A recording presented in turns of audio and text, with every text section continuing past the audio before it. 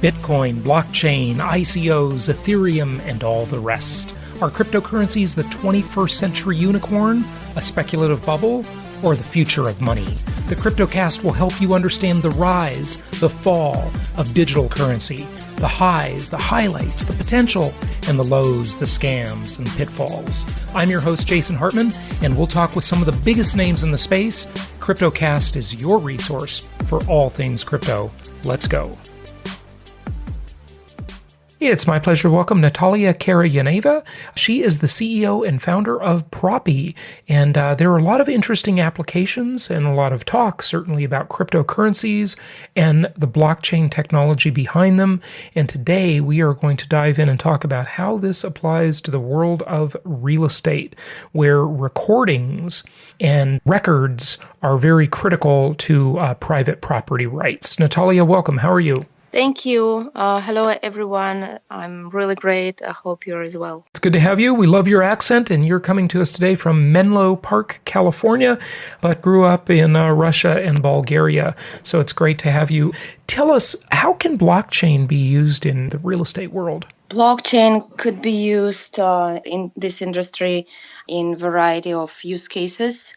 These are transactions, facilitation, mortgage facilitation, lease facilitation, disputes, automation, everything what concerns sharing economies, Airbnb also. The middleman could be easily displaced by the blockchain technology. So right now, are we just talking, Natalia, about the concept of recording? When it comes to real estate in the U.S., of course, it varies by country, but in the U.S., it's a fairly simple process, I guess. Someone acquires a piece of property and it's recorded at the county recorder's office with a deed. That's the instrument, right? And, deeds go by various names and there are various types of deeds. But, everyone can just find out who owns the property by looking at the public record. What needs to change, and what would blockchain do? Well, frankly speaking, the process seems to be simple for those who live in the States and got used to the process. But when you dip in and see that there are 18 middlemen involved into closing a transaction, it shows that the process is too complicated. And when foreign buyers are acquiring properties here, they have to face with many difficulties and differences between the local system and the system that exists in their own countries.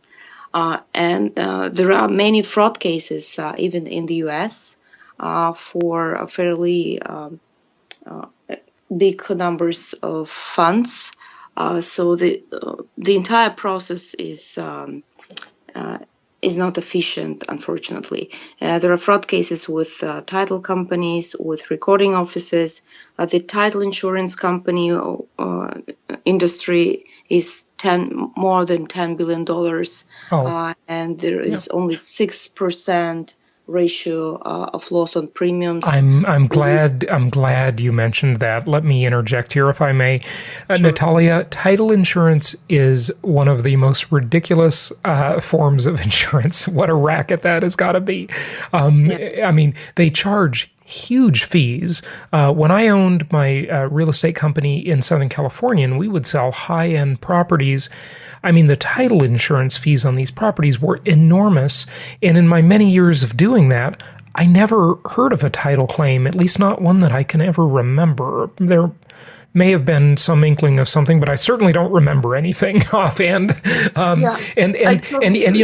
you ask the title people, if you criticize them about this, and of course they were, out basically giving kickbacks to all the real estate people to refer them business and so forth, and here's the thing, you get the government involved and everything becomes a big scam because the government would regulate the title insurance rates and basically say, well, you have to charge this much. And, they would have to submit their fee schedules to the Department of Insurance in the various states. And they had massive amounts of money left over that they would engage in all these illegal practices, or back in that day, it wasn't they weren't quite as illegal, they weren't quite as black and white as they are today, where they would just buy business because it was so lucrative and they had all this money sitting around. And then basically, they would get the states to sanction these high rates that they were charging. And when you would criticize them, they would say, well, the reason we don't have many claims is because we do such good research in advance that we prevent title claims. And what they mean there is doing a title search to make sure that there's no other claim on that property when it's transferred. But really a pretty ridiculous business. So feel free to comment on that. Yeah, and as soon as the records are public in the States, it seems ridiculous that today we still need manual labor to make this title search. I think it's the right time when technology can handle that, and we are seeing a lot of problems with recording offices. There are 3,000 county offices that have to maintain those public records. Every clerk has this headache with which database to choose, which software company to choose. And instead, Propy is developing a decentralized registry on blockchain that could be used by those clerks with no additional expense for changing their current databases. And so in the US, we're soon announcing several pilots with those clerks in different states to prove the concept. And we do believe that if this system has standards and if there is an available platform for the electronic transfer and recording of real estate on blockchain, then the clerks in the counties will have less headache, and then with the time, the title insurance probably will disappear, or at least the title insurance probably will be cheaper for the users. We see that in the other countries, title insurance could not be adopted. And as soon as their systems are efficient and government guaranteed, there is no need of such a tool. Yeah. It would be nice to see the transaction cost and speed for real estate deals reduced, because it would make the market more liquid. It would, reduce friction on transactions. There would be more transactions. Everybody would be paying less to middlemen, as we talked about. But comparatively speaking, the U.S. is a pretty transparent market, and it's actually relatively inexpensive to transfer real estate in the U.S. comparatively. Now, I know there's a lot of countries to compare it to, but, if you're doing deals I would see that foreign countries need this more than the U.S. does. Would you agree with that? I mean, of course, it depends what country. You can't paint a broad brush like that. Our team and myself, we have experience in several countries like United Arab Emirates, UK, European Union countries, post-Soviet Union countries. So what we witness is that the commissions of brokers are at least twice, sometimes even 5 times less in other countries than in the US. And then it depends on the country. Sometimes there are lawyers' fees that are pretty high, but the transfer itself, and especially when there is no need of title insurance, is pretty inexpensive. Yeah, and that's an interesting, probably for another day and another show, to talk about broker commissions, which I think are very high, and I'm probably the only one in the real estate business that actually says or admits that. I think they're kind of ridiculous, frankly. And I've always thought that, even in my many years in the good old-fashioned resale real estate business, traditional real estate business. But part of the reason we have that is we have, again, this perverse marketplace where, of course, the government gets involved and they do licensure, but they make it really easy to get a license and hard to lose a license. So the license really isn't that valuable, honestly, but you do have to have it, right? It's a slight barrier to entry. But there's so many people that come into the business because of these exorbitantly high commissions. And so what you see is this perverse issue where all of the brokers, but this is true in many industries. I want to have everybody understand this is not just the brokerage industry by any means. It's true in many, many industries where instead of, there's an old saying by the late Stephen Covey that I really like. And the quote is, the main thing is to keep the main thing the main thing. Okay, the main thing is to keep the main thing the main thing. And in real estate, we have moved so far away from the main thing of being good at your craft, right? It being good at brokering deals. Now you got to spend all your time doing marketing because the stakes are so high. In other words, the commissions are so high. You sell a $3 million home anywhere in the Socialist Republic of California, and that's a $90,000 to $180,000 commission check. It's insane,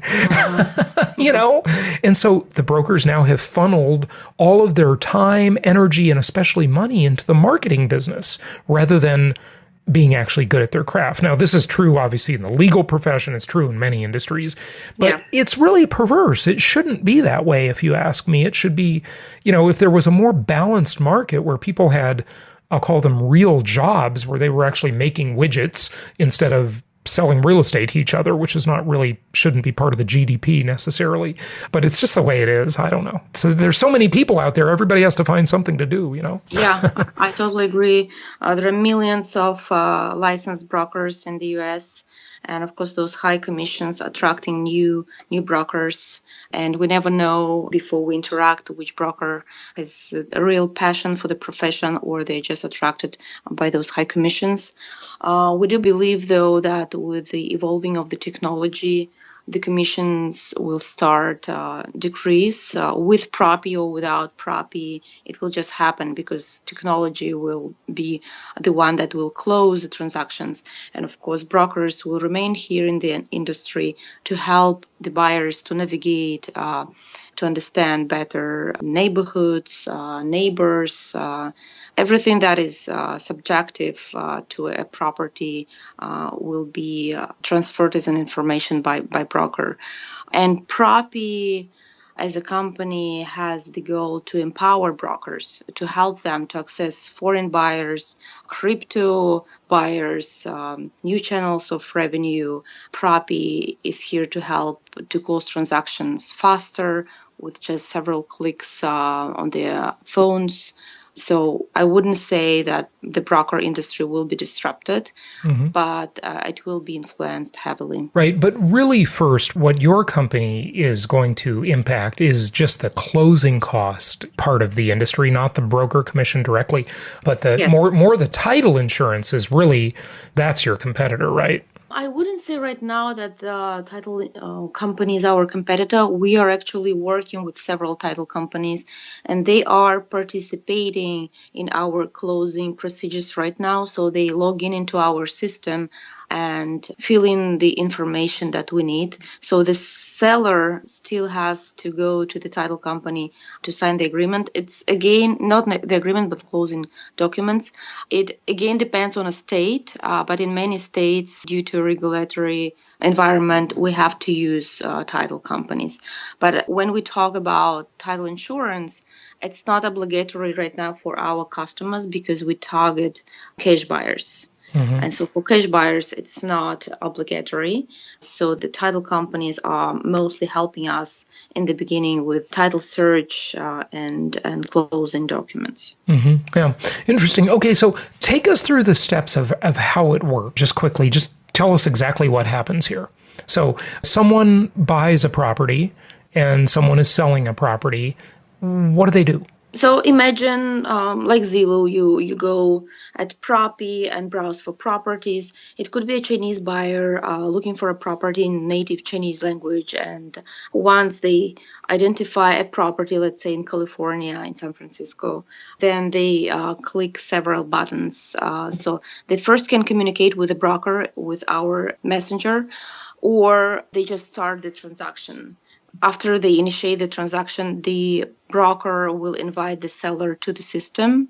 The title company will be invited to the system as well. Once all the parties accepted the invitation, the system sends the purchase agreement to all parties. Then they sign this purchase agreement electronically at Propy platform. At this point, the smart contracts notifies all the parties that the signatures are received. And the smart contract is really part of blockchain? Yeah, that's correct. Okay. So every step is recorded on blockchain and is supervised by this smart contract. And once we have the purchase agreement signed, the payment instructions are being sent to the buyer, and the buyer is doing the payment. Again, every step is recorded on blockchain. For now, we're doing crypto payment, but the next step will be payment in dollars as well. And here we work with the money transmitter. Once the payment is executed, the seller will be invited to the title company office to sign the agreement. Then the title company notifies the system that the signature is there and will upload the document into our system. Then we issue a title deed where there is a hash of this general smart contract. Then this title deed will be recorded normally at the local recording office if we don't have a collaboration with them. If it is integrated, then Propy will electronically submit this title deed. Okay, so let me stop and ask a question, if I may. Sure. So why do they need to go to your website and buy only a property on your site? Can't they just buy any property and use this system, or no? Yeah. Like, I was kind of surprised you talked about buying properties on your website, and then you also talked about going to a title office. Like, what are they doing there? Isn't that what we're trying to avoid, or no? Yeah, we're trying to avoid it, but as of now, in order to meet all the legal implications, Ultimately, they you have leave to, that. Right. Yeah, they have to go. Let's say in Florida, they will need to go to a notary, so we can avoid title company there. But in California, they will have to go to title company and put signature there. Yeah, interesting. As of now, but we're working with several states, and we're helping to write and to give our input into the new laws regarding smart contracts and real estate to improve the industry. Yeah, okay, good stuff. So how do you make money? Good question. So first of all, we charge a very small commission, 0.2% from brokers, from those high commissions that they receive, if we find a deal for them. So if they will close transaction, then we charge a small commission. Then when the transaction is done, and when there is a record on our blockchain that the ownership transfer happened, then there is a fee being paid in Propy tokens, which is a relatively small fee. Depending on a case, it could be between $1 to $10. Okay, interesting.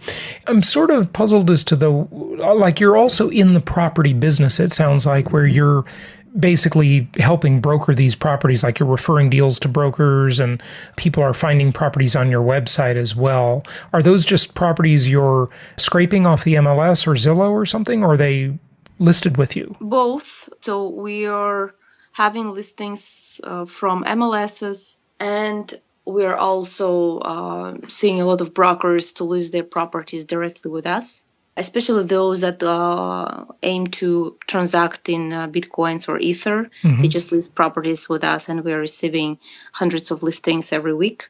So it's both. Right. Good stuff. So what is the future of this? Just wrap it up for us, if you would, and of course, give out your website. Our website is propy.com. And again, just to elaborate a little bit, we are developing a marketplace, a global marketplace in several languages where people could search for properties and do payment for properties.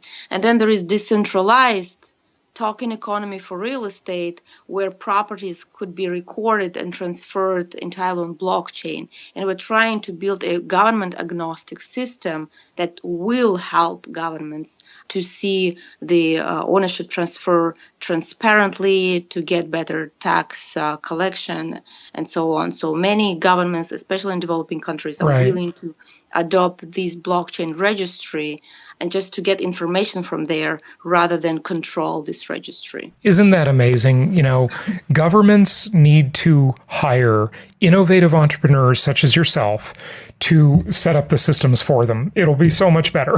So I can really see a huge demand in developing countries for your kind of system. And we'll also be interesting to see if it gets adopted in the US as well.